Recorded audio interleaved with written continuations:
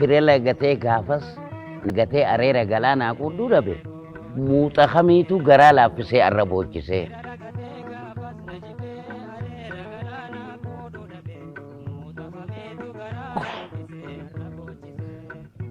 Kadir Sa'idiif kenna. Walumaa galatti namni abdii qophee keessaan hin dubbatin wallisaan takkee wallisoota dur gurguddoo kan of danda'anii waa barreeffatanii yadaloosii fi baafatan keessa sawwaan hin ta'in wallisoota zamana afran qalloo boodaan dhufe kana hundaa'uu Abdii Maammadii tajaajilee akka isaan wallisaa ta'an godhe anarraa jalqabe. Aitaa isaa hubatee akeekatee gaarii yoo namuu hanga humna isaatti jedhee. Aitaa isaa hubatee akeekatee gaarii yoo namuu hanga humna isaatti jedhee. Adaree gadda birraan karaa jigaa garagalee gadda qopheen yoo qabu. Achiin dadar dirreedhaa umee akka bakka. Hidhaan isaa hidhaa baanaanis naannoo tana ala deemuu hin dandeessu.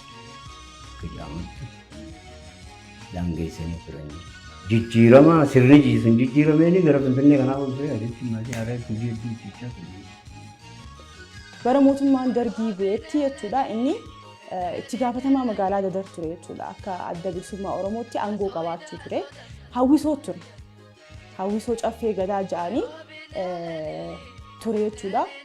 Hawaasa Oromoo biratti hedduu sirboota qabsoo sirboota dadammeessuu baay'ee hojjetamee ture achitti jechuudha. Kana keessaa jechuudha adda durummaadhaan ibsuu kan hin danda'u faaruu hundaa ture. Sirbootaa fi wantoota hedduu wallisamee jechuudha. Achiin booda oguu mootummaan Ihaadig jechuudha siranetti mana hidhaa seenee jechuudha. Hidhaa keessa ture. Walumaa galatti jechuudha cinaa jiruusaa mana hidhaa dabarse. Dhumarratti illee jechuudha hidhaa bahee du'e. Mana hidhaa ture jechuudha. Egaa umriin isaa xiqqishoo jechuun dhiisii ati nama goddaa miidhaa qabu waggaa dheeraa hidhamee tumamee maal jedhamee dhiisiiti. Dargaggeessi akka xiyyaafii keetii kunuu jechuudha. Mana hidhaan taanetti yoo kan waggaa lamaa ol hidhame taate dhukkuba fudhateetu magaalaa beektaa. Chibeen turre chimboodan du'e jechuudha.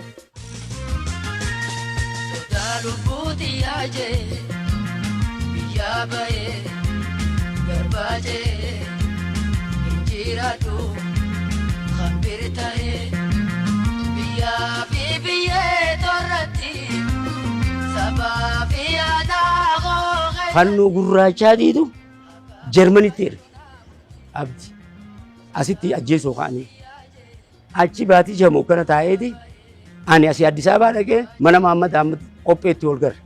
Yaa abdiin jeen wal dhungannee warra boonye biyya dhayite sanii maaltu si fidee biyya tanaan jeen haayitaa miraa biyya faranjiin hammaalatti guurtu abdi maal godha naan jetteeti abdi jettimee maal godha faranjiin hammaala guurtii naan jee. Abdi nama kanaan ta'e sabboonaa qabsaawaa saba isaatii achitti taatu abdii akkaataa gabas turree fi akka sanii as dabarree fi akka jiruu halkanii fi guyyaa nu wallaalchisanii uummanni nu wallaalchisanii nama afaan kana sirbuu fi nama walaloo katabu nama abdi jirumsaa sila beektaa amma gaafa sanuufu bal'atee jiraachuu danda'a. Bakka afaan kana egaa afaan kana seenee gabaabsi kan seenee jaarii jala seenan wanni na rifachiisa amma egaa gaafa sanii sila gaafuma sanu isa kana ni ajjeesa yookaan ni miidhan jenneeti galgala ganam mana isaan bulu achi magaalaa ammas murti rabbumaa eegee asiin gee asumatti gee bara akkuma ta'aatti. Nuuf osoo hin ta'in sabaaf jiraate. Ilmaan isaatiif osoo yaadin sabaaf bahee jechuun kaayyoo dhabee taa'anii tokko inni jiraattu kaayyoo yoo qabaatte kaayyoo teetiif jiraatte kaayyoo teetiif duuta. Abdii jechuun nama kaayyoo isaa ummata Oromoo saba Oromoo ture. Ana qofa miti. Warra naagadiittis akkuma keenya jeeti yaada. Haadha biraarra ni jiranii isaanis akkuma keenyatti jaalala abbummaa san namoota arginu abdirraa. Nurra warda wayyaa. Kaayyoon isaa saba Oromoo gammachuu saba Oromoo waan tureef ummatumaaf jiraatee ummatumaaf du'ee jaalala abbummaa ilmaan isaatiif kakannoo sanis osoo hin ta'in ilmaan isaa boruufis yaanneef inni saba isaatiif kayaate.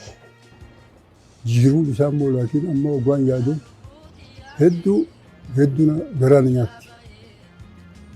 Nam tokkollee akkasaan rakkatan jiru darajaa kana ga'ee barreessaa Oromoo takkoofa ta'ee yoo amma walololee isaa olii qaban bar tokkollee cinaa isaa dhiisii 5% kasaan qabu jiru. Waan biyyaa, waan jaalalaa, waan qabsoo, waan meeqa barreesseetitu akka malee rakkoo osoo rakkoo san keessa jiru gurrisaa uummatuma kanaaf afaan kana jala ture. Namni keenyaas gaa yoo galata qabaate.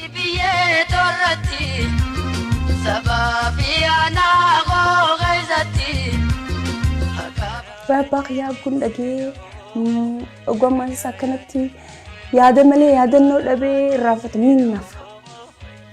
Ani normaalii ijoolleen oguu abbaadhaaf jaalala kanitu ni naafa. Kan isin jaalatu wallaahi ni naafa. Naammoo ispeeshaalii abdii irratti gute akkan miidiyaa irratti barattoota isaa fa'a warra inni kalee hojjeteef barattoota isa inni barsiisee asiin ga'e faarsanii sagguu irraanfatan. Yaada malee yaadannoo dhabee waan isaan moggafaawwan akka illee dhabee nutis osoo isaan harkatiin nama inaamsisa. Naa wanni jechuun barbaadu asirratti meeqa kiyyatti namoo inaaffe abdii abbaa keenya qofa osoo hin ta'in abbaa uummata Oromoo bal'aa hundaa ture Oromoof jeebee Oromoof jedhamne akka keenyatti isaan sinaa inaafanii. Akkamitti abdiif yaadannoo takka dhaban. Foundation takka abdiif akkamitti dhaban. Uummanni kun meeqatti dhagahame akka keenyatti.